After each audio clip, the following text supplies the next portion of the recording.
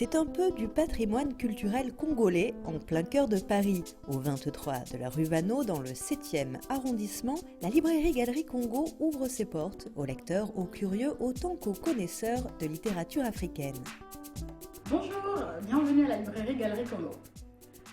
La librairie Galerie Congo dispose de nombreux ouvrages dans différents thèmes.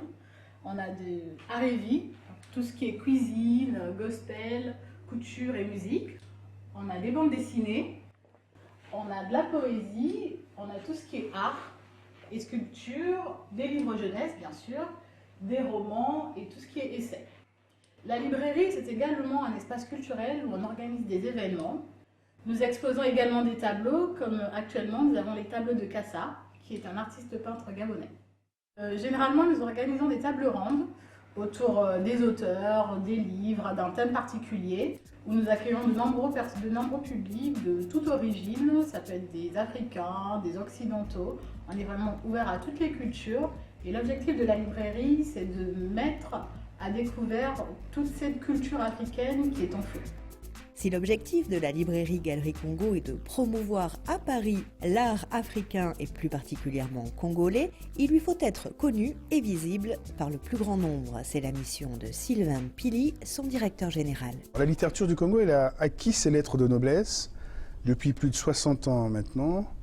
Et aujourd'hui, je considère que mon rôle, modestement, c'est aussi de continuer à la faire connaître, de continuer à la promouvoir au travers des œuvres, des artistes, des écrivains congolais, qu'ils soient en France ou à l'intérieur du pays, mais aussi d'autres auteurs africains comme ceux issus des pays dits du bassin du Congo, et voire d'autres encore. Alors comme son nom l'indique, la librairie Galerie Congo, c'est aussi une galerie, et donc elle est aussi le symbole d'une ouverture la plus large possible vers d'autres types d'expressions artistiques.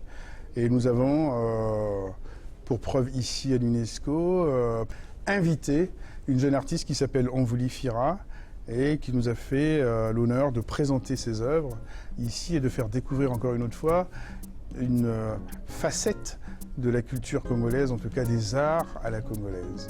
Onvuli Fira est venu présenter son travail à l'UNESCO en avril dernier lors de la journée culturelle des délégations d'Afrique centrale.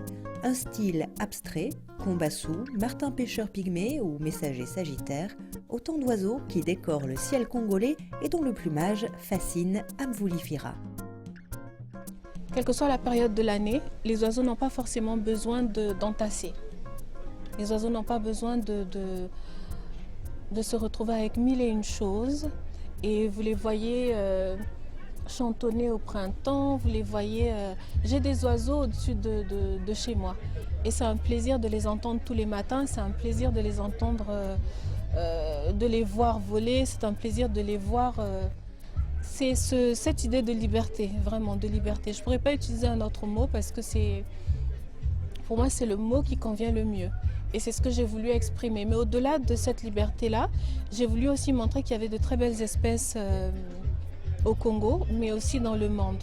J'ai essayé de me positionner justement dans l'idée de protéger ces espèces-là. Et bon, à mon niveau, je ne peux pas faire grand-chose. Et j'ai voulu m'exprimer, justement, montrer qu'il y avait la possibilité de mettre en avant des espèces d'oiseaux qui se trouvent notamment au Congo. Et au-delà de mon éducation congolaise, je dirais que la culture congolaise a imprégné aussi ma créativité. Et je pense que c'est un peu du Congo que j'ai aussi et que j'essaie de représenter dans ma peinture. Vivre de son art est souvent compliqué et une organisation comme la librairie Galerie Congo vient en aide aux artistes dans leur développement et leur promotion professionnelle et artistique. Un coup de pouce plutôt bienvenu. Ça a un coup de pouce significatif et je dirais que tout coup de pouce est bienvenu. Bon, c'est vrai que ça c'est dans un cadre assez particulier. On sait que ce sont des artistes venant du bassin du Congo ou encore de la région qui exposent.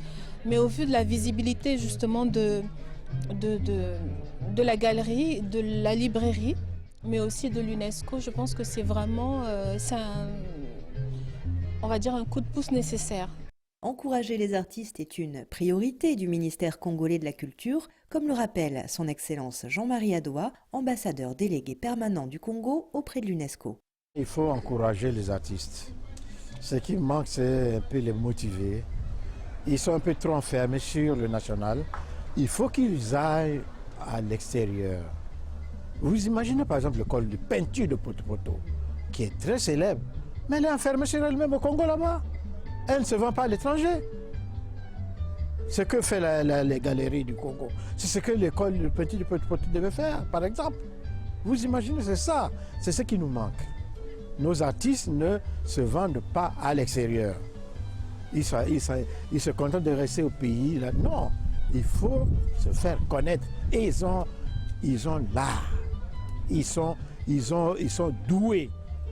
Ils peuvent bien vendre la culture à l'extérieur et ça sera accepté. La librairie Galerie du Congo fait la visibilité du Congo à l'extérieur. C'est donc très important de vendre notre pays. On vend le pays sur le plan culturel et c'est grâce à la librairie de Galerie du Congo que nous vendons notre culture ici, notamment ici en France. Et lors de la Journée internationale du livre. Donc c'est vraiment une grande opportunité pour nous, de nous rendre visibles. Nous avons un proverbe chez nous qui dit qu'avec un seul doigt, on ne peut pas laver le visage. Donc on a besoin de la contribution de tous pour que nous puissions effectivement rendre visible notre culture. Il n'y a pas que le ministère de la Culture qui doit rendre visible. Au contraire, ici, mais c'est la Galerie du Congo qui rend visible la culture nationale. C'était pour moi une découverte. Heureusement que l'artiste peintre était là elle-même, qui m'a expliqué. Au début, je ne comprenais rien. Et quand après ces explications, j'ai commencé à comprendre. J'ai dit, finalement, on ne sait jamais rien dans la vie. On ne cesse d'apprendre. Et j'ai appris.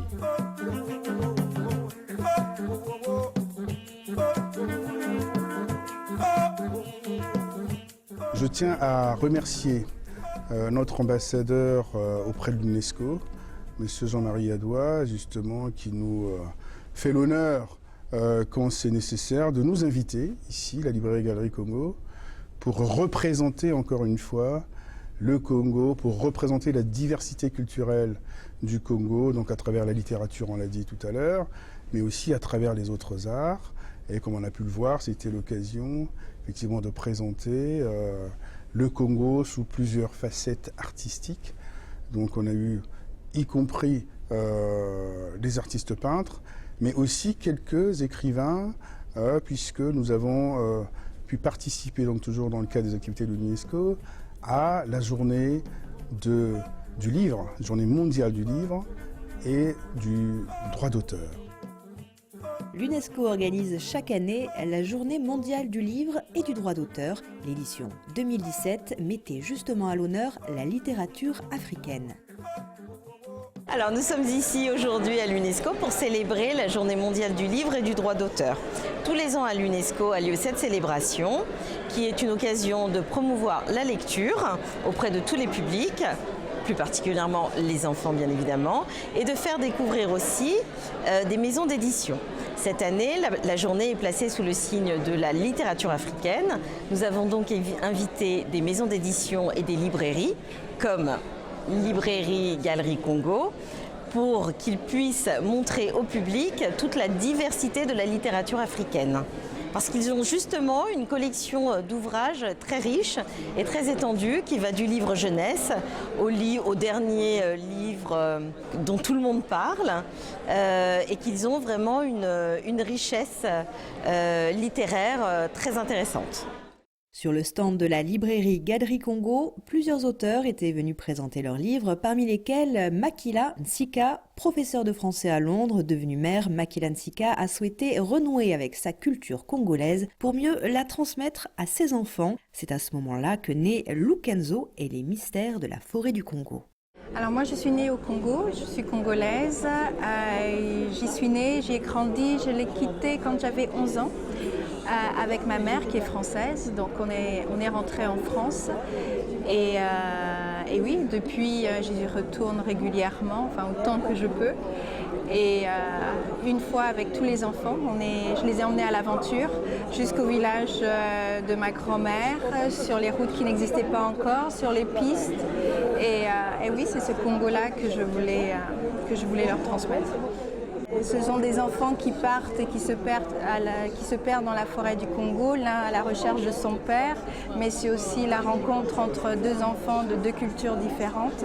Et c'est l'apprentissage, une amitié qui se met en place, et l'apprentissage de deux mondes. La librairie Galerie Congo permet aux auteurs d'avoir pignon sur rue. C'est une grande aide parce que quand on publie à compte d'auteur, c'est difficile de trouver une librairie qui accepte le livre, qui le vende, d'avoir un endroit, une structure où on peut dire voilà, vous pouvez trouver le livre à cet endroit. Donc c'est une grande aide et surtout de pouvoir aussi venir participer à des signatures et d'exister avec le livre, c'est important. La journaliste togolaise Christelle Carmen Donjoa était également présente pour dédicacer Maï Sirena, son premier conte pour enfants qui prône la tolérance dès le plus jeune âge. Quand moi-même j'étais petite, j'adorais écouter les contes. Je me faisais raconter des histoires par mes tantes, mes oncles. Tous les soirs, je les appelais pour qu'ils me racontent des histoires. Ils en avaient toujours de tas d'histoires à me raconter. Et moi, tout naturellement, quand j'ai eu un enfant, je voulais lui raconter des histoires et j'en inventais. Et du coup, c'est comme ça qu'une petite fille est née dans ma tête qui avait 3 jambes. Après, il fallait justifier pourquoi est-ce qu'elle avait 3 jambes. Par la force des choses, toute une histoire s'est construite. Et j'ai voulu situer ensuite l'histoire de Maï Sirena dans un contexte culturel que je pourrais partager avec les lecteurs, donc faire découvrir des cultures d'Afrique. Et pour cette première édition, Maï a voyagé dans un village qui s'appelle Bassar. Je me sens proche du Congo et quand le livre est sorti et que je me suis présentée à la librairie Galerie du Congo, il a été très bien accueilli. Je me suis sentie comme chez moi. Voilà, donc je ne me demande pas quand je suis à la librairie du Congo, je ne me demande pas si je suis dans un autre pays ou pas. Pour moi, je suis en Afrique, au Congo. Voilà. Je remercie encore une fois l'ambassadeur et toutes les instances de l'institution UNESCO de nous avoir invités. Et ça nous permet aussi de présenter des ouvrages de jeunes auteurs qui portent toujours encore une fois sur la jeunesse, mais aussi sur le numérique. Tout ça pour dire que finalement le rôle que j'entends jouer, moi, c'est aussi de donner cette envie aux jeunes de créer, de participer, d'écrire, de lire surtout. Et toujours dans le même esprit, continuer à appuyer l'œuvre qui est celle du président de la République, son Excellence M. Denis Sassou Nguesso, œuvrer pour la promotion de la littérature, œuvrer pour la promotion de la lecture, œuvrer pour la lutte contre l'illettrisme. Et évidemment, il n'y a pas de développement sans culture. Et je considère que c'est un rôle majeur et central, et j'y attache la plus grande importance. Elle est un peu le Bernard Pivot made in Congo. Sylvia Job Bokoko, professeure de lettres à Paris et à Brazzaville, fervente militante de l'alphabétisation, organise chaque année une grande dictée pédagogique au Congo. Sa nouvelle Mafuaou, honorée du premier prix du ministère de la Culture du Sénégal en 81, a été rééditée à l'occasion de la sortie de son premier roman Les morceaux d'un rêve, un ouvrage fort qui dénonce les violences faites aux femmes. Malgré sa notoriété et la pertinence de ses écrits, Sylvia Job connaît elle aussi les mêmes difficultés que les autres auteurs congolais et tenait à saluer les actions menées par la librairie Galerie Congo. Je voudrais remercier M. Sylvain Pili et la librairie du bassin du Congo qui est une vitrine pour le Brazzaville, pour le Congo-Brazzaville, ici à Paris. Ils font du bon travail parce que la littérature, c'est pas je dirais pas de la philosophie. La littérature rejoint la vie des vivants. Donc la littérature a une place importante dans la vie des humains. Ça aide les auteurs à se faire connaître. Et donc faire connaître la littérature africaine et avec leurs coutumes. Et c'est comme ça, en présentant les romans africains, les livres africains, forcément, on parle aussi de la culture ou des cultures africaines. Elle est très importante, cette librairie.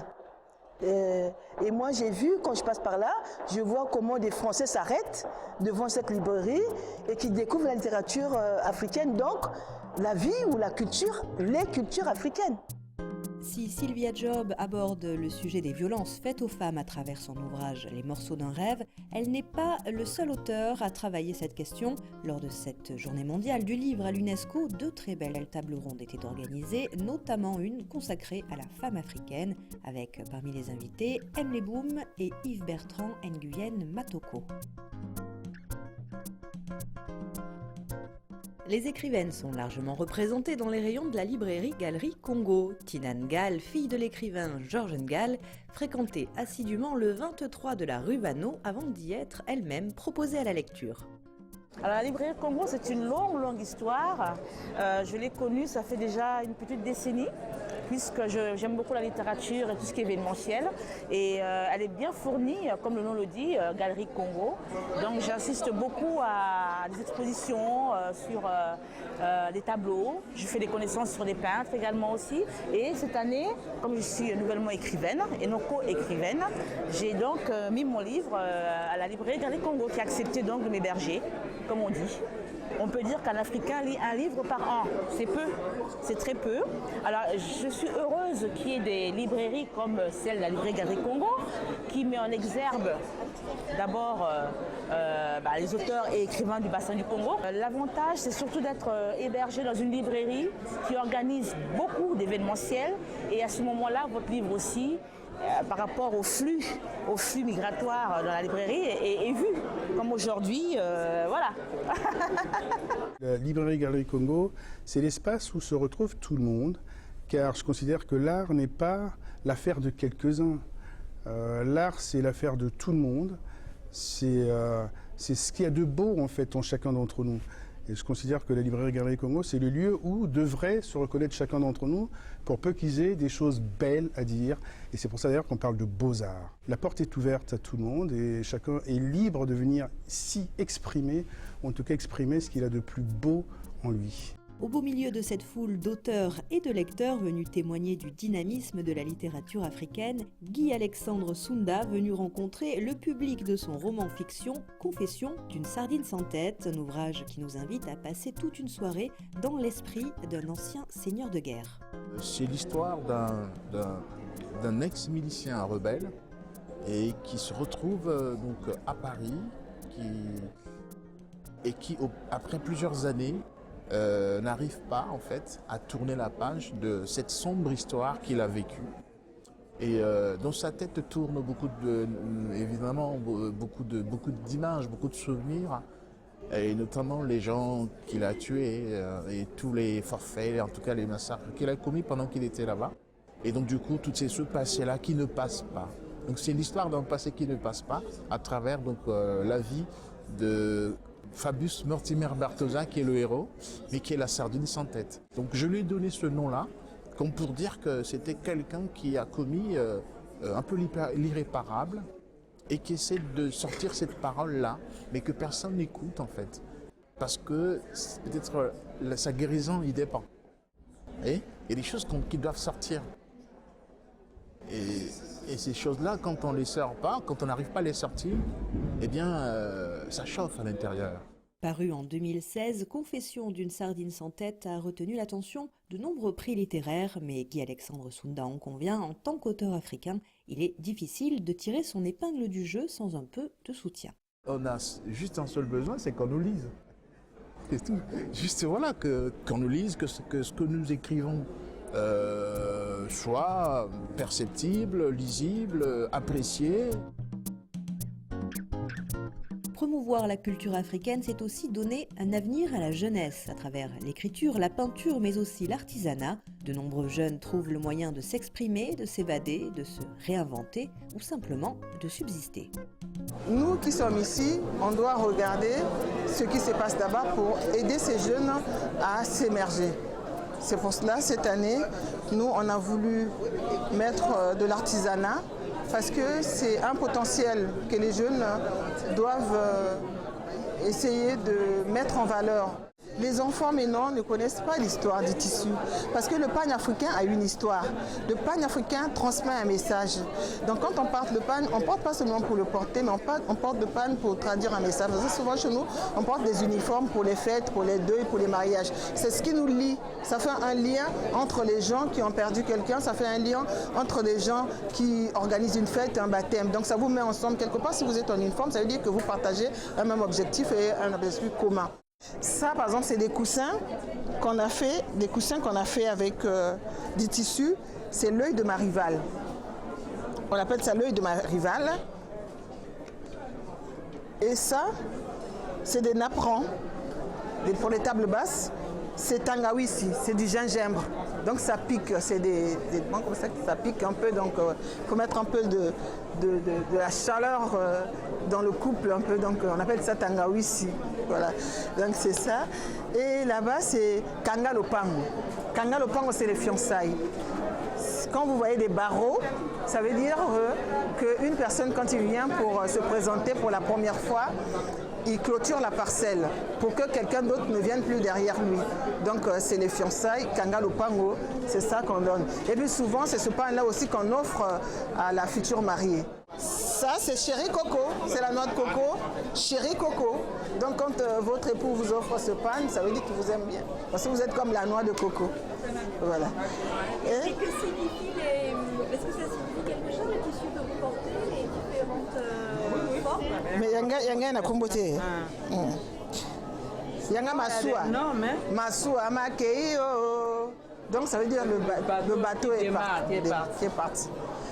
Donc nous on a quitté le Congo, on est venu ici, c'est comme un voyage qu'on a fait. Donc masua makeio. Mais manga namboka mosusu.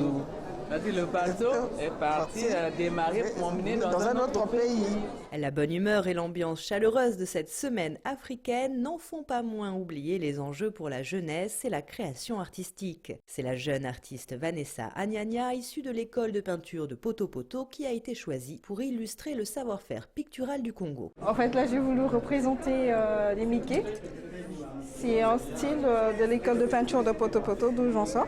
Donc aujourd'hui, j'ai toujours ce style avec moi que je garde. C'est une marque de l'école de peinture de Poto Poto que j'aimerais bien que le monde puisse découvrir. C'est un moyen pour moi de pouvoir promouvoir l'école de peinture de Poto Poto. Donc là, j'ai voulu représenter à ma façon la jeunesse africaine. Donc, c'est-à-dire sous forme de tourbillon, d'où on voit des petits bonhommes en train de tourbillonner, de festoyer. Là, j'ai voulu représenter l'ambiance, malgré qu'il y a la crise, la guerre, les jeunes restent actifs. C'est vrai qu'il y a des situations sur lesquelles ils n'arrivent pas à surmonter, mais ils réussissent toujours. Et ici, j'ai voulu représenter une jeune femme africaine qui s'affirme. C'est peint au couteau. C'est une technique vraiment contrairement différente à l'autre toile. Et aujourd'hui, quand on parle de la librairie Galerie Congo, on pense tout de suite à la culture africaine. C'est un lieu magique, je peux dire, parce que j'ai déjà eu à exposer là-bas. C'est un honneur pour moi de pouvoir exposer. Et jusqu'à présent, ils sont là, ils me soutiennent aussi, comme ils peuvent. La diaspora congolaise de Paris connaît bien la librairie Galerie Congo car c'est un espace de découverte dans lequel s'organise une relation humaine autour de la culture, des livres et des arts. Cette année, la création artistique africaine est à l'honneur à bien des égards, ce qui devrait, on l'espère, favoriser le développement de ces jeunes artistes. Cette édition 2017 de la Semaine africaine, qui a pour thème principal la jeunesse, elle coïncide avec la célébration d'une ville africaine qui a été désignée capitale mondiale du livre, c'est Conakry, qu'on a célébré il y a un mois, juste à Conakry. Et c'est la troisième ville africaine, mais la première ville africaine francophone qui devient capitale mondiale du livre. Et je crois que pour l'Afrique, c'est un symbole important. C'est un moyen de reconnaissance de toute cette littérature, de tous les écrivains africains connus et non connus. Je dois quand même rendre hommage à la librairie du Congo ici en France qui fait beaucoup pour promouvoir la littérature congolaise. Les espaces sont ici, je crois, mais la semaine n'est qu'un petit moment. Sachez que tout au long de l'année, il y a différentes occasions, différentes manifestations qui sont célébrées, qui sont organisées pour promouvoir la littérature africaine et la littérature de certains pays notamment. Mais ce qui est important, je crois que ce qu'il faut retenir ici quand on parle de la littérature, de la promotion, c'est qu'il y a une nouvelle génération d'auteurs africains qui arrivent. On connaît beaucoup ceux qui sont arrivés après les indépendances et au milieu des années 80, mais maintenant il y a des jeunes auteurs qui ne parlent pas seulement des faits de colonisation de la post-indépendance, mais qui relatent des faits sociaux, qui parlent de la vie courante des Africains. Et ça, c'est important, je crois. Et c'est un nouveau dynamisme de la littérature africaine. Et je crois aussi qu'il y a un autre élément, et le Salon du Livre qui a eu récemment ici à Paris, par exemple, a magnifié, a montré qu'il y a aussi des auteurs africains qui ne sont pas de la diaspora, donc qui ne sont pas en Afrique, mais qui sont ici et qui sont souvent méconnus. Les objectifs de l'UNESCO rejoignent sur bien des points ceux de livres et auteurs du bassin du Congo, la promotion culturelle, l'aide aux nouveaux auteurs, mais aussi et surtout la lutte contre l'analphabétisation. Malheureusement, le continent, sur les 800 ou 900 millions d'analphabètes qui existent encore dans le monde, 3/4 de la population analphabète vit en Afrique. Et ce ne sont pas seulement des analphabètes, des premiers analphabètes, ce sont aussi des analphabètes de retour. Parce que sortis de l'école, ils n'ont pas des espaces de lecture, il n'existe pas de bibliothèque rurale, en tout cas pas suffisamment pour leur donner le goût de l'apprentissage. Et donc avoir des livres à disposition pour tous les enfants, pour tous les jeunes, c'est combattre aussi l'analphabétisme. Le livre, objet de savoir, morceau de vie, témoin de l'histoire, instrument d'éducation, le livre tient salon chaque année à Paris, l'un des moments phares de l'actualité littéraire, un rendez-vous devenu incontournable pour la librairie Galerie Congo et livres et auteurs du bassin du Congo. Oui, le Salon du Livre de Paris est un événement littéraire important, d'une part parce qu'il se produit à Paris, qui est la capitale mondiale de la culture, et je considère qu'il est important que le Congo y soit, en tout cas que le stand Livres et auteurs du bassin du Congo y soit présent. Je n'ai pas voulu rompre cette tradition qui existe depuis 7 ans, en tout cas pour ce qui concerne le stand Livres et auteurs du bassin du Congo, et nous avons continué à être présents, en tout cas jusqu'en 2016, où Brazzaville et Pointe-Noire ont été élus villes à l'honneur. Et j'ai mis toute mon énergie pour que cette fête soit belle, et elle l'a été. Voilà, nous avons été invités par près de 40 chaînes de télévision à parler donc du Congo, de Brazzaville, de Pointe-Noire, ces deux villes capitales du Congo qui ont été mises en lumière par le Salon du Livre, par toutes les télévisions du monde, ce qui est une grande première puisque en 36 ans d'existence de ce salon, c'était la première fois qu'on avait des villes africaines, subsahariennes à l'honneur. Et j'en suis particulièrement fier. Ça, c'est le premier point. Le deuxième, effectivement, ça a permis aussi à des jeunes auteurs d'avoir une visibilité qu'ils n'auraient pas eu autrement, en tout cas, je pense, et qui ont été absolument ravis d'être présents à Paris. Je les ai invités personnellement. C'est ce que je fais à chaque fois que je suis invité sur un espace comme celui-là, que ce soit le Salon du Livre de Paris ou d'autres. Je pense à Conakry, Dakar et autres. J'ai toujours pris le soin d'inviter des auteurs congolais pour qu'ils viennent présenter leurs œuvres. Et donc le Salon du Livre de Paris est un événement important et j'espère que nous continuerons à être présents sur cet espace qui est remarquable. Je voudrais rendre un hommage aux autorités congolaises pour l'accent qui est mis en fait sur la politique du livre, en tout cas pour ce qui concerne l'intérêt que porte particulièrement le président de la République à ce que nous faisons ici à Paris. Et je ne cesse de le remercier et je considère qu'il est important de continuer à le faire puisque les grands bénéficiaires, évidemment, ce sera la jeunesse congolaise, ce seront les jeunes de notre pays et aussi, évidemment, la littérature, la culture et les traditions du Congo puisqu'elles sont en partie véhiculées aussi par cette littérature. À l'heure de la mondialisation, de la consommation de masse et du prêt-à-penser, il est essentiel de préserver la culture congolaise, trésor de créativité tant dans le domaine de l'artisanat que de la littérature et des arts plastiques et picturaux. Singuliers par leur manière d'allier savamment tradition et modernité, les pays dits du bassin du Congo doivent plus que jamais promouvoir leur savoir-faire pour rayonner sur la scène internationale. Il en va de l'avenir de toute une région et par la force de l'exemple de tout un continent.